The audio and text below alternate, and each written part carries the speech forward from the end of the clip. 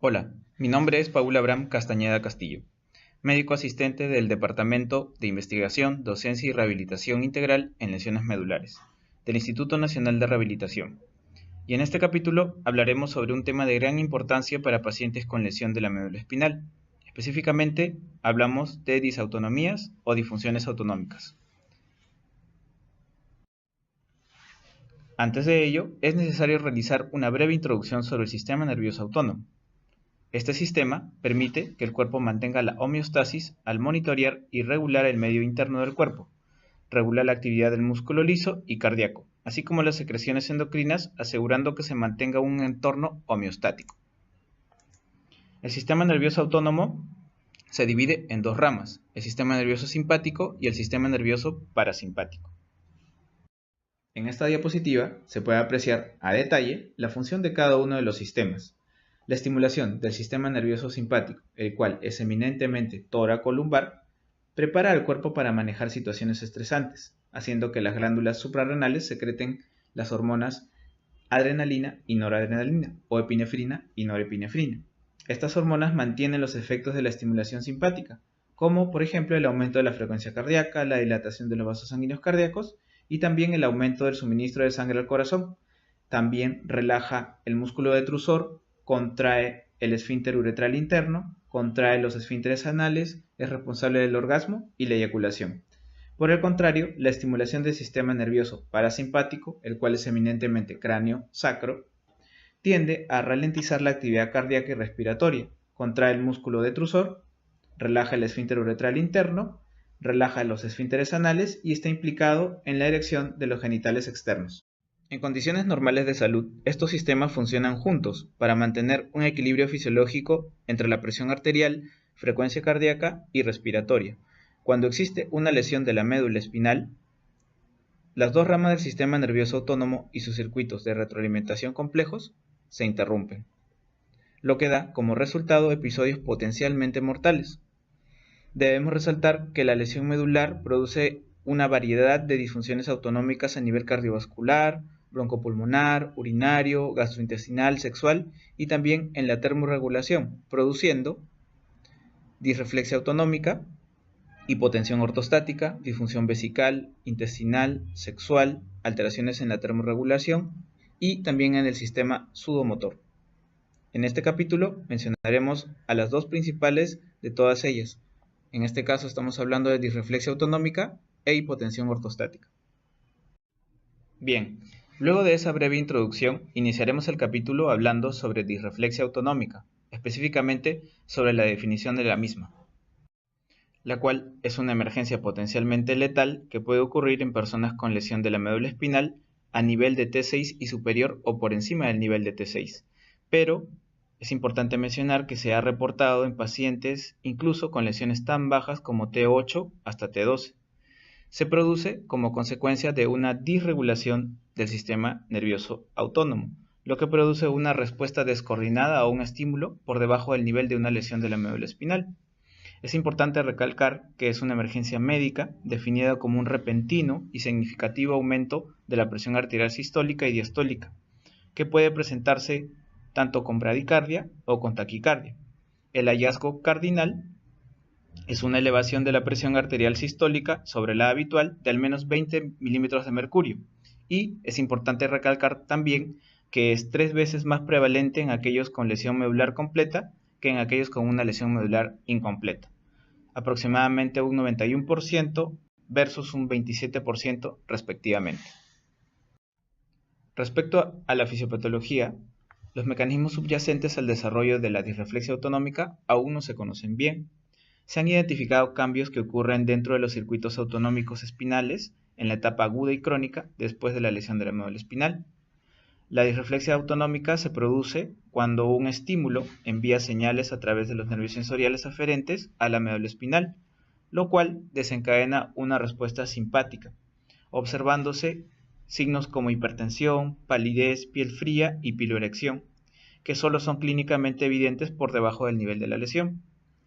Y en respuesta a este incremento de la presión arterial, los vasoreceptores carotídeos y aórticos aumentan el impulso parasimpático vagal hacia el corazón, lo que produce bradicardia relativa. En esta diapositiva podemos apreciar una imagen que puede servir como resumen de la fisiopatología. El estímulo aferente, en este caso una vejiga distendida, desencadena una respuesta simpática periférica que produce vasoconstricción debajo del nivel de la lesión. Los vasoreceptores también envían una respuesta aferente al tronco encefálico, que luego intenta reducir la presión arterial a través de la vasodilatación periférica. Estas respuestas inhibitorias vagales y del tronco encefálico no pueden pasar por debajo del nivel de la lesión de la médula espinal, como se puede apreciar en la imagen. El resultado final es la vasoconstricción periférica y principalmente vasoconstricción a nivel esplácnico, seguido de hipertensión. La estimulación parasimpática excesiva por encima del nivel de la lesión produce vasodilatación periférica y se cree que es el responsable de la mayoría de síntomas que detallaremos más adelante. Puede ser causada por cualquier estímulo nocivo o no nocivo por debajo del nivel de la lesión, y se ha descrito que hasta el 80% de los episodios son causados, en primer lugar, por una vejiga llena o por distensión intestinal. Sin embargo, muchas otras afecciones pueden precipitar los episodios, los cuales veremos a continuación. Estas incluyen, por ejemplo, distensión vesical, infecciones del tracto urinario, distensión intestinal, fracturas, una úlcera por presión, trombosis venosa profunda, uñas encarnadas, ropa o calzado ajustado, periodo menstrual, el parto, actividad sexual, entre otras. Esta diapositiva es muy importante y debemos llevárnosla a casa, principalmente recordando que la primera causa es una causa a nivel vesical y la segunda a nivel intestinal. El hallazgo cardinal de la disreflexia autonómica es una elevación de la presión arterial sistólica sobre la habitual de al menos 20 milímetros de mercurio, pero los episodios también pueden presentarse y estar acompañados de cefalea intensa, visión borrosa, náuseas, sudoración profusa y rubor por encima del nivel de la lesión, mientras que por debajo se puede presentar palidez, frialdad distal y piloerección. Es necesario hacer hincapié en que los episodios de disreflexia autonómica también pueden ser menos graves y presentarse solo con sudoración y piloerección, o incluso solo ser asintomáticos. Respecto al manejo, podemos mencionar que la mayoría de los episodios de disreflexia autonómica pueden ser manejados por el paciente con lesión de la médula espinal o por un cuidador, siempre y cuando éste se encuentre capacitado, eliminando el estímulo, es decir, puede ser vaciando la vejiga, evacuando el intestino, cambiando de postura, entre otras medidas. Sin embargo, también es común que dichos episodios requieran de intervenciones farmacológicas u hospitalización urgente debido a una presentación severa. Una vez que se confirma un episodio de disreflexia autonómica, es imperativo identificar y tratar rápidamente los factores desencadenantes, de manera agresiva, mientras que también se trata la hipertensión. De acuerdo con algunas guías de práctica clínica, se recomienda iniciar el siguiente protocolo de manejo. En primer lugar, coloque al paciente en sedestación para tratar de provocar una disminución ortostática de la presión arterial y una reducción del flujo y la presión intracraneal. 2. Monitorea la presión cada 3 a 5 minutos e instituya monitoreo continuo en caso sea posible. 3. Evalúe vejiga e intestino. En cuanto a la vejiga, considere en primer lugar si el paciente utiliza una sonda vesical o no. De ser el caso, evalúe si existe obstrucción o pobre drenaje.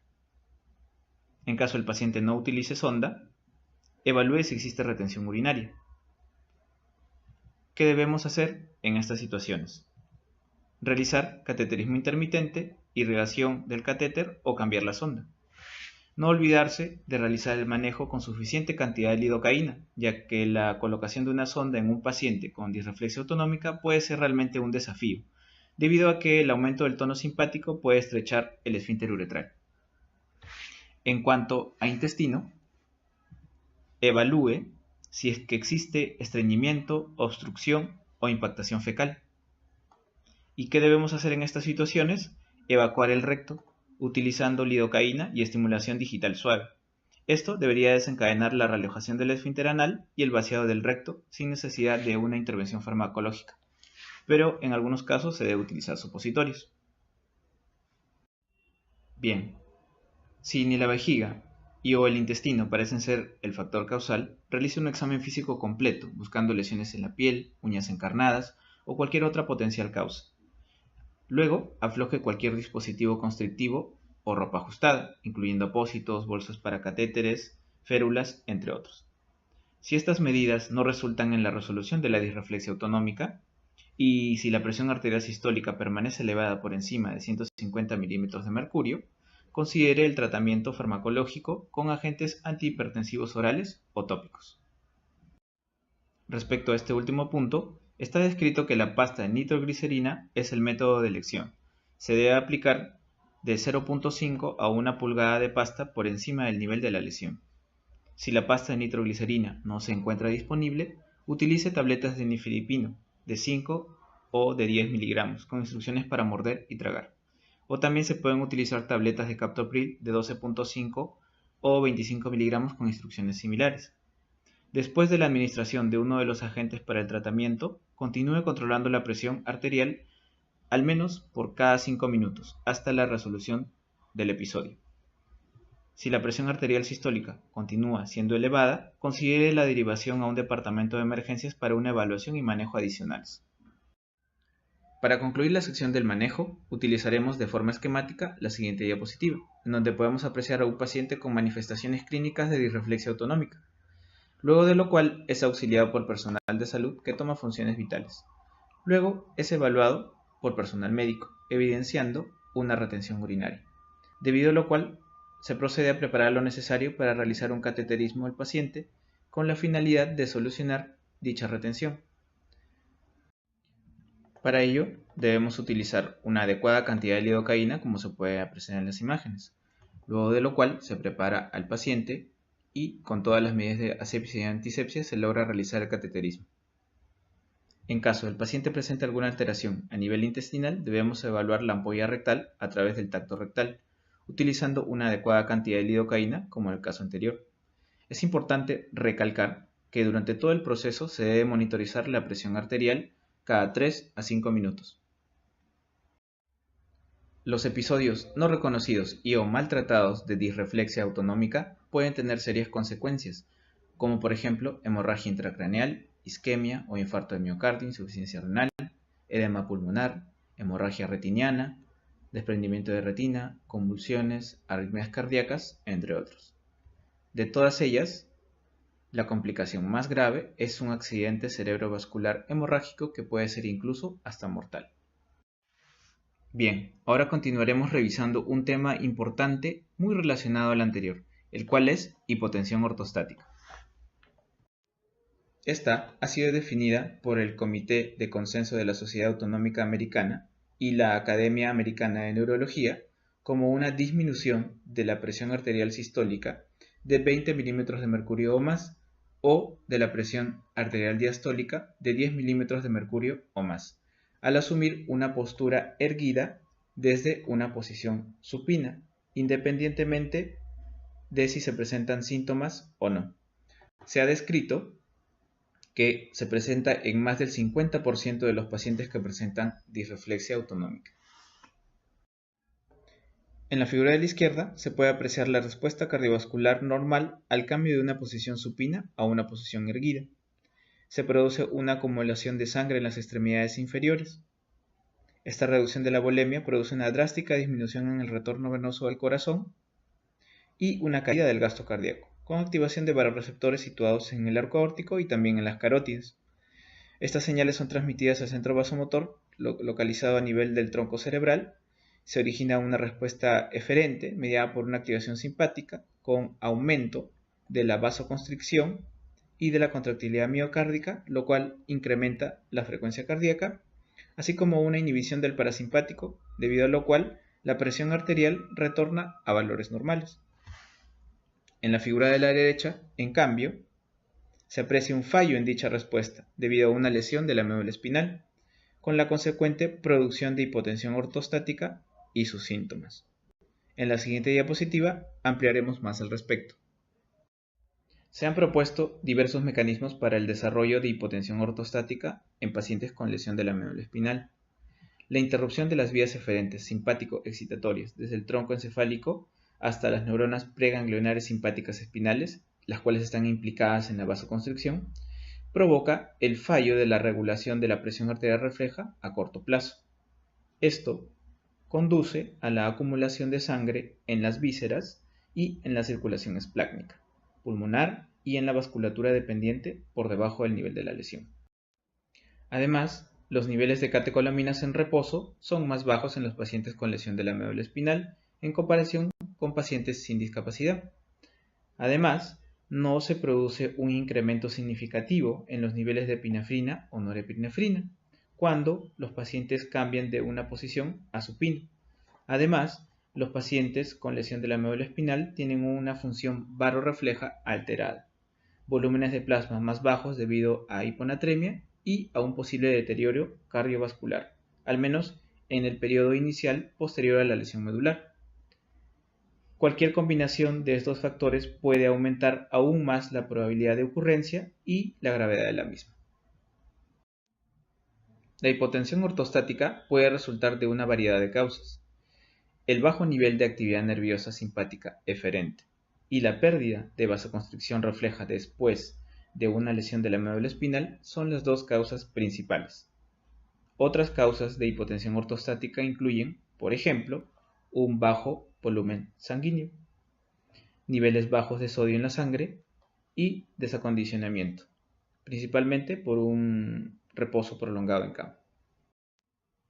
Respecto a las manifestaciones clínicas, los signos y síntomas en personas con lesión de la médula espinal son similares al de las personas sin discapacidad e incluyen los siguientes: disminución de la presión arterial, fatiga o debilidad, aturdimiento, mareos, visión borrosa, disnea y ansiedad.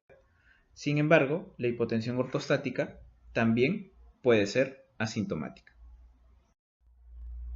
El manejo de la hipotensión crónica en un paciente con lesión de la médula espinal es un problema clínico desafiante, ya que no existe una estrategia de manejo estándar o completamente exitosa.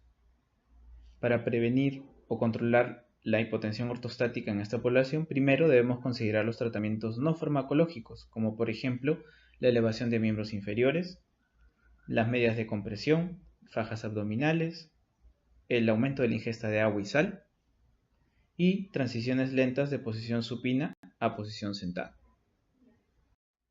Respecto al tratamiento farmacológico, solo debemos considerar su uso cuando las intervenciones no farmacológicas demuestren ser ineficaces. Se pueden utilizar diversos agentes, dentro de ellos agentes vasoconstrictores, como por ejemplo la midodrina, el cual es uno de los recomendados por la FDA. Y también se pueden utilizar algunos otros agentes expansores de volumen como la fludrocortisona, en combinación o como monoterapia. Sin embargo, los efectos secundarios indeseables han limitado su aplicación. Para concluir la sección del manejo, utilizaremos de forma esquemática la siguiente diapositiva, en donde podemos apreciar a un paciente colocado en mesa de bipedestación con manifestaciones clínicas de hipotensión ortostática. Dicho paciente es auxiliado por personal de salud que toma las funciones vitales y, como primera medida, coloca al paciente en decúbito dorsal y eleva los miembros inferiores, con la finalidad de mejorar la circulación. Luego de breves instantes, como se puede ver en la imagen, los síntomas del paciente remiten progresivamente.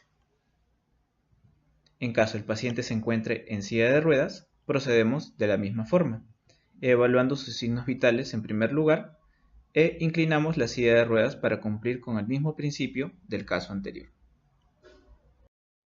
Es necesario resaltar que la hipotensión ortostática continúa siendo un problema clínico desafiante después de una lesión grave de la médula espinal, ya que afecta a la salud, también la rehabilitación y la calidad de vida. Se ha demostrado además que la hipotensión crónica en individuos sanos produce hipoperfusión cerebral. Y, de manera similar a este grupo, las personas con lesión de la médula espinal también exhiben un flujo sanguíneo cerebral significativamente más bajo en reposo, el cual se correlaciona con un rendimiento cognitivo disminuido. Además, es probable que ciertas regiones del cerebro, como por ejemplo los ganglios basales, el hipocampo e incluso la corteza, sean más susceptibles al daño isquémico, lo que resulta finalmente en déficits significativos en dominios cognitivos como por ejemplo la memoria, la atención y el tiempo de reacción. Con esta diapositiva concluimos la revisión de ambos temas. Finalmente, estas son las referencias bibliográficas utilizadas que podrían revisar para ampliar aún más sus conocimientos. Muchas gracias por su atención y hasta otra oportunidad.